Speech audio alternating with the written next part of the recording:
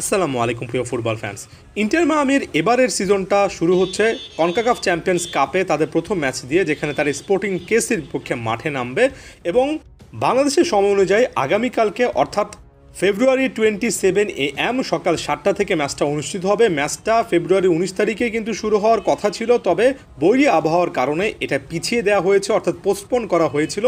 আর এই ম্যাচটা দিয়েই এবার ইন্টার মায়ামি অফিসিয়ালি তাদের এই সিজনটা শুরু করবে। এই কনকাকাফ চ্যাম্পিয়ন্স কাপই কিন্তু কনকাকাফ চ্যাম্পিয়ন্স লিগ, অর্থাৎ একই জিনিস, বর্তমানে নামটা একটু পরিবর্তিত করে রাখা হয়েছে।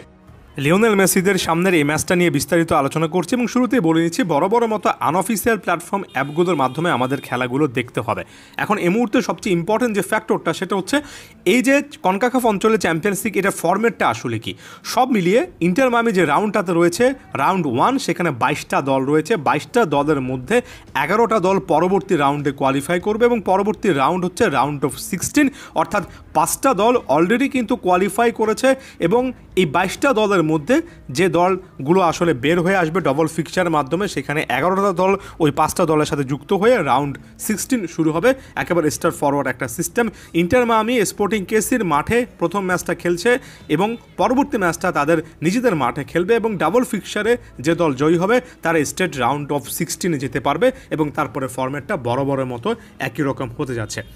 এর পাশাপাশি এই জিনিসটা মনে রাখা উচিত যে ইন্টার মায়ামির জন্য কনকাকাফ চ্যাম্পিয়ন্স কাপের এই সুযোগটা এসেছে মূলত তারা যে সাপোর্টার শিল্ডের অর্থাৎ রেগুলার লিগ সিজনের চ্যাম্পিয়ন হয়েছিল সর্বশেষ লিগ সিজনে, সেটার জন্য। এবং এখানে ইন্টার মায়ামির সাথে সত্যিই অর্থে বড় একটা সুযোগ থাকছে। দেখা যাক ইন্টার মায়ামি কতটুকু ভালো করে। এই মুহূর্তে দলের অবস্থা যদি বলতে হয়, মোটামুটি একই রকমের একটা দল রয়েছে। বেশ কয়েকজন প্লেয়ার দলের সাথে যুক্ত হয়েছেন এবং অফিসিয়ালি ডেবু করবেন।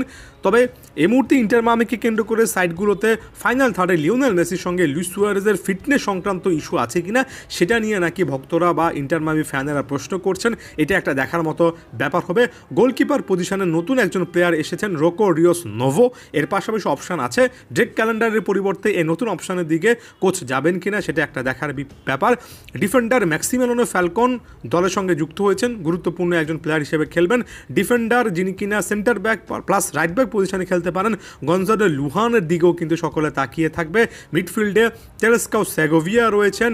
ফাইনাল থার্ডে তাদেও আলেন্দের সাথে রয়েছেন ফাফা পিকাল্ট। এরা নতুন প্লেয়ার এবং বাকি প্লেয়ারদের সাথে একটা কম্বিনেশন তৈরি করার ব্যাপার রয়েছে। এবং আমি যদি প্রতিপক্ষ হিসেবে যে দলটার বিপক্ষে ইন্টার মায়ামি খেলছে তাদের বিপক্ষে রেজাল্টগুলোর দিকে তাকাই, সর্বশেষ একটা ম্যাচে এই দলটার বিপক্ষে ইন্টার মায়ামি কিন্তু 3-2 ব্যবধানে জিতেছিল, যেটা চলতি বছরের এপ্রিলের 14 তারিখে ম্যাচটা অনুষ্ঠিত হয়েছিল। এবং গত বছরে যদি আমরা চলে যাই, সেপ্টেম্বরের 10 তারিখে ইন্টার মায়ামি যে ম্যাচটা খেলেছিল নিজেদের ঘরের মাঠে, সেখানেও তারা কিন্তু একই ব্যবধান অর্থাৎ 3-2 স্পোর্টিং ক্যানসাস সিটিকে হারিয়েছিল। অর্থাৎ সব দিক থেকে এটা এমন একটা প্রতিপক্ষ যার বিপক্ষে এর আগে ব্যাক টু ব্যাক দুটো ম্যাচে ইন্টার মায়ামির জয় আছে।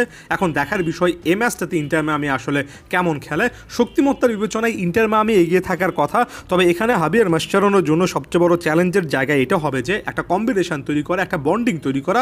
আমরা প্রি সিজনের ম্যাচগুলোতে যদিও আস্তে আস্তে ফাইনাল থার্ডের পারফরমেন্সটাকে ইমপ্রুভ করতে দেখেছি, তবে মিডফিল্ডে একটা পজিশনে বিশেষ করে ডিয়েগো গোমেজের ওই রোলটাতে কে একেবারে বক্স টু বক্স মিডফিল্ডার হিসেবে খেলবেন সেটা একটা দেখার বিষয়।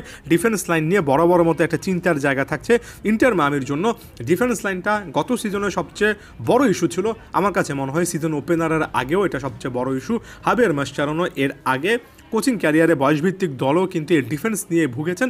দেখা যাক এবার কোনো একটা আসলে কনক্লুশনে আসতে পারেন কিনা। ইন্টার মায়ামির ম্যাচগুলো কভার করার চেষ্টা করব। অবশ্যই ফুটবল ফ্ল্যাগের সাথেই থাকবেন। ধন্যবাদ সবাইকে।